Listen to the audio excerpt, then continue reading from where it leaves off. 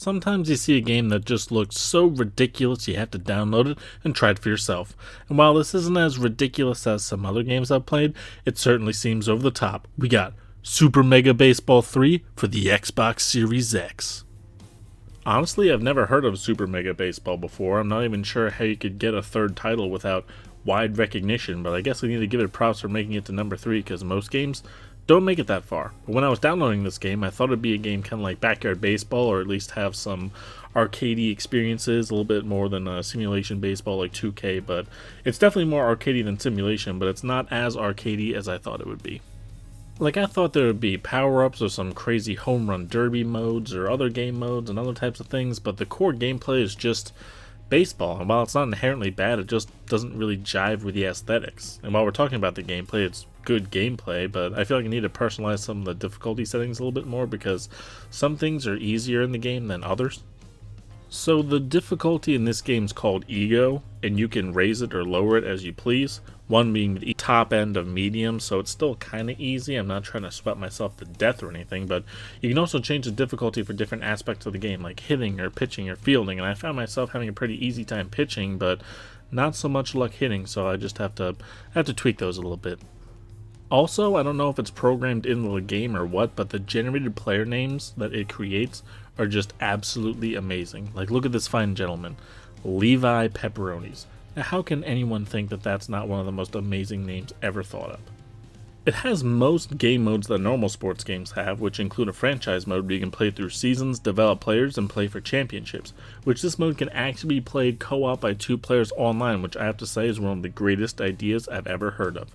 Most older gamers can relate to playing couch multiplayer games with a sibling or with friends where you have to take turns as who's playing. Well, this works in a similar way where the one player bats and the other player runs, or if you're pitching, one player pitches and the other plays the field. I feel like video game companies are really missing out on an opportunity to just port over older games to a newer console and add in a online feature to play with the second player online, because yes, there's a plethora of newer multiplayer enabled games out there, but it's just hard to play a single player game with other people like you could in the past where you just took turns. Okay, slight rant over. It wasn't really a rant, I was trying to be more positive, but the taking turns approach really just intrigues me and I think it would work well on other games, so I just wish that would happen.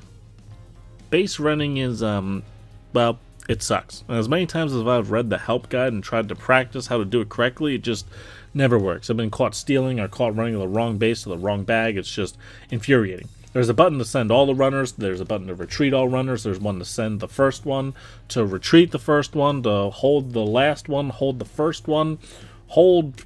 I don't know. There's so many different options of base runners, and you can select different ones. I don't know. I just usually end up holding everyone and trying not to be aggressive because that strategy just doesn't get people out.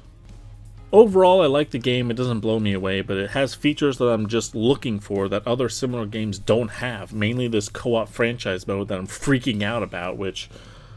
why don't other games have this? This one's towards the middle of the pack, and it doesn't really fit into the specific rankings I have, and I'd actually say this one's quite fun and has a surprising amount of depth to it. I just feel like there's better games in general, or there's better sports games that offer more of what a normal sports game player would want, so that was the justification there. Super and Mega. What a ridiculous name. Hope you enjoyed watching. Thanks for watching. Working on another review soon. See you then.